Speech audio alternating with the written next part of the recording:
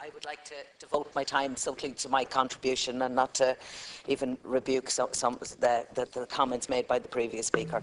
I too would like to ask the leader for further reassurances from the Minister for Justice that appointment of the charity regulator will be in place before Easter, as was announced last week. I'd like to also totally agree with Senator Martin Conway that money raised for charities, in the name of charities, should be totally given to charities, and likewise with services where the money is given for that charity or for that service, that the money should go exactly to the people who need it most. As I said, we're looking at cutbacks, we're looking at cuts in services, in long waiting lists, and yet the top executives in this are getting it. And it's an issue that I have raised continuously in the last 2 years, and indeed mentioned on Tuesday about that this is just opening another can of worms.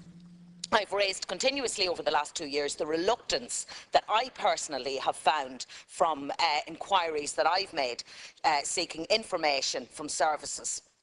And I think that we need now full transparency. This is our opportunity to get this in order and to have open and transparent accounts of what's happening.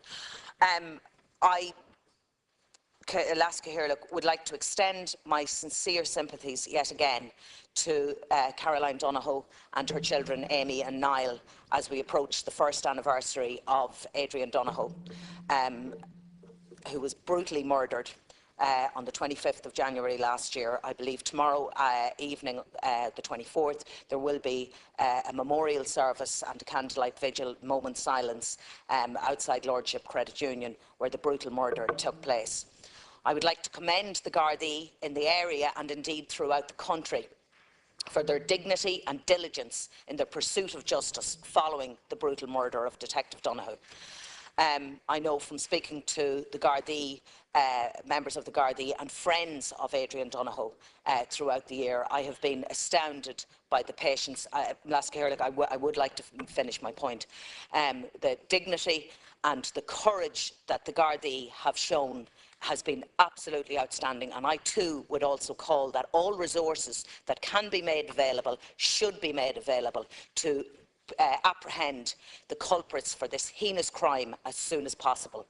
This murder rocked the country to the very core last year, and I will never forget the absolute air of stillness at that funeral last year, when every member of the Gardaí, every member of Dundalk public community, far and wide.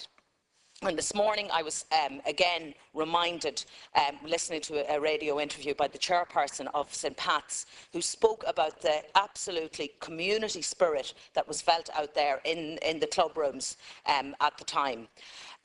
The Gardaí, I said, have been relentless throughout the year, exploring every avenue, and indeed giving up all of their spare time, and I know that they have worked far and beyond giving up overtime, giving up everything. And I welcome the fact that progress has been made. I do understand that progress is slow, and that when these people are apprehended, that they will be apprehended and punished without a shadow of a doubt, that the case is watertight. But more information is needed for the perpetrators to be brought forward. And again, I would say there are people out there who do know what happened, who haven't come forward, and I would too urge them to come forward as it's still not too late. Senator Quinn. Thank you.